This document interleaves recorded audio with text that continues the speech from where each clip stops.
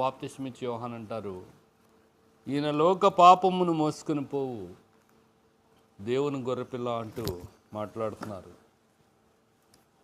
మరి ఈయన ఎందుకు వచ్చినారు అంటే తన ప్రజలను వారి పాపముల నుండి రక్షించడానికి ఆయన ఈ లోకానికి వచ్చినారని రాయబడింది. పాపులను రక్షించడానికి క్రీస్తు యేసు ఈ లోకమునకు వచ్చును అంటూ అపోస్తలుడైనటువంటి పౌలు ఈ విషయాలు మనకి స్పష్టంగా తెలియచేస్తూ ఉన్నటువంటి వారికి ఉన్నారు.